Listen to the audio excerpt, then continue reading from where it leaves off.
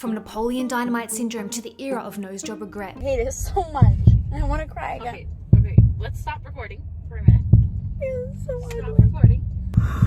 What's ugly about it?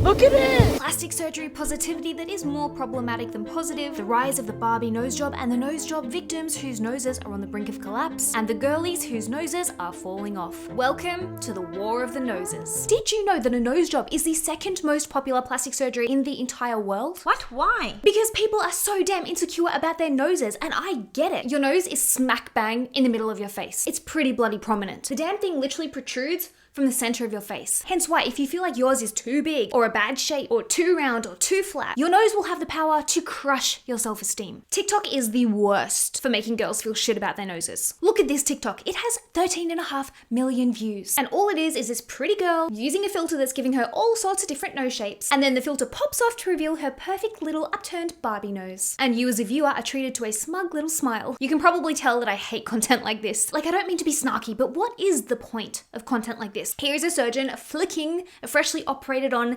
Cindy nose. Please tell me it's not just me that is slightly disturbed by the fact that we are normalizing putting other people's facial features on ourselves. Perhaps one of the most requested noses among all of my patients, the beautiful Cindy Wolfie. If you've ever been interested in a rhinoplasty and you just type in rhinoplasty anywhere on any search engine, you're gonna end up with this picture. I want this nose.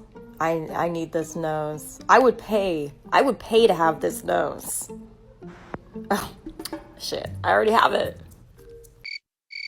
It's getting really weird out here. You can literally get what's known as the Barbie nose job. It's disgusting. The plastic surgeons offering this procedure ought to be ashamed of themselves. This lady is ready to show off her new Barbie nose. Fans are embracing all things Barbie, including her nose. I really wanted like this cute little Barbie face-tuned nose. I wanted a thinner bridge. I wanted my nostrils in a little bit more, and I definitely wanted most of the work to be tip focused and make it smaller and just more feminine. I loved Barbie's nose. I think it's really cute. It's just buttony.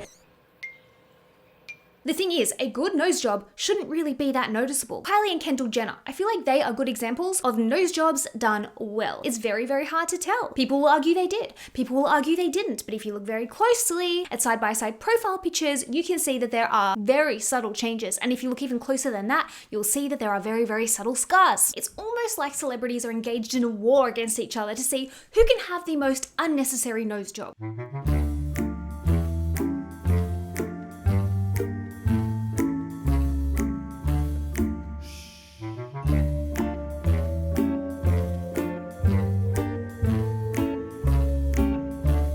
Now this TikTok really boils my blood. Not this girl in particular. She hasn't actually done anything wrong. We don't actually get to see her original nose in this video, but the fact that she's using Madison Beer and Cindy Kimberly as her examples of the nose she wants, girl, this is a problem. Just because these noses look good on these two girls does not mean that this same nose is gonna look good on you. I know we are being bombarded with this messaging that the tiny button nose looks good on everybody, and every girl should have this nose. I remember as a teenager desperately trying to accidentally break my nose so that I'd have no choice but to get a nose job to fix it. As you can see, according to our beauty standards, my nose slopes the wrong way. It's meant to go up like this. My nose goes down like this. It's like a ski slope into the ground. It spreads across my face when I smile. And to make matters worse, it's also crooked. It tilts to the right. My right nostril is smaller than my left nostril and it sits higher. Now, maybe you guys are like me and realistically, you know that there's nothing really wrong with your nose. I mean, I can smell fine. I can breathe very well. I've been hit in the face with balls more times than I can count, and not once has my nose broken. This thing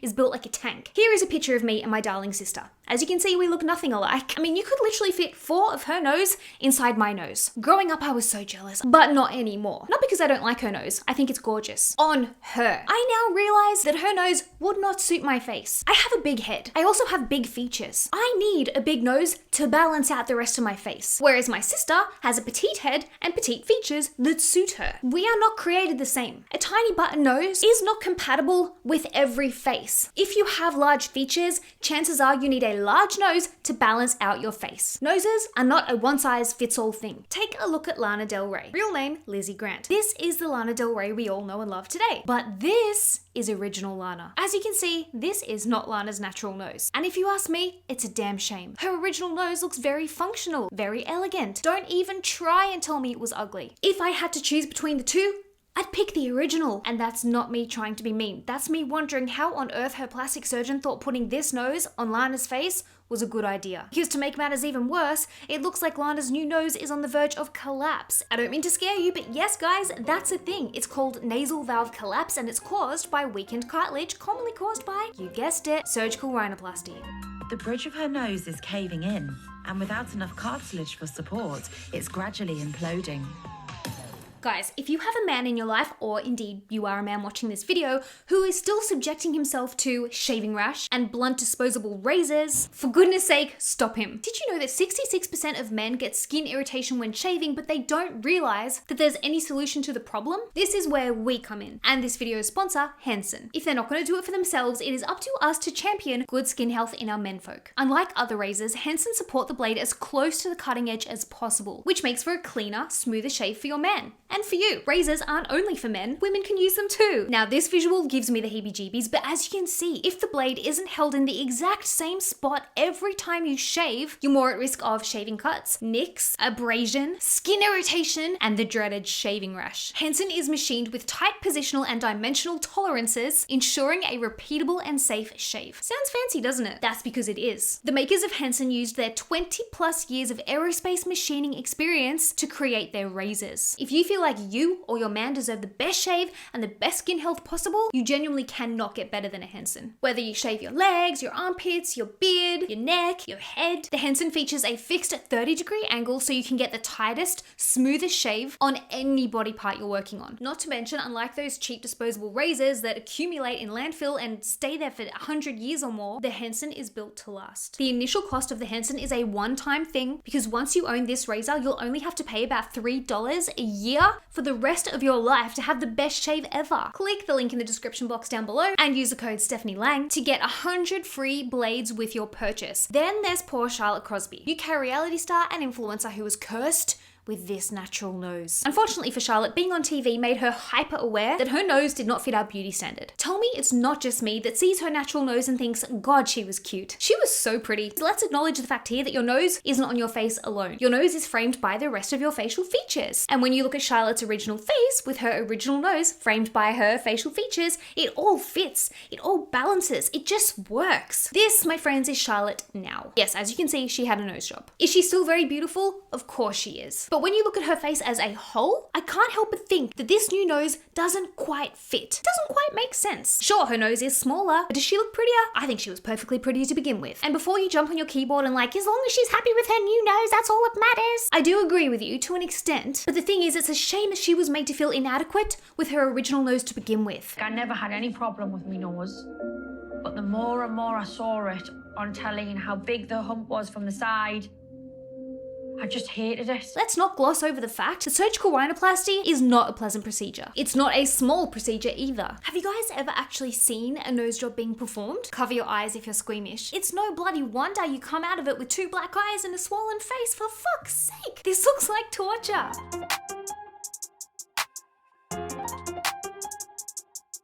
Disgusting. Because nose jobs have become so prevalent in our society, it only makes sense that we are entering what I like to call the era of nose job regret, which is exactly what it says on the tin. People who have undergone a nose job hoping it was going to improve their confidence, make them look prettier, make them feel happier, but it didn't. I just want my old nose back. But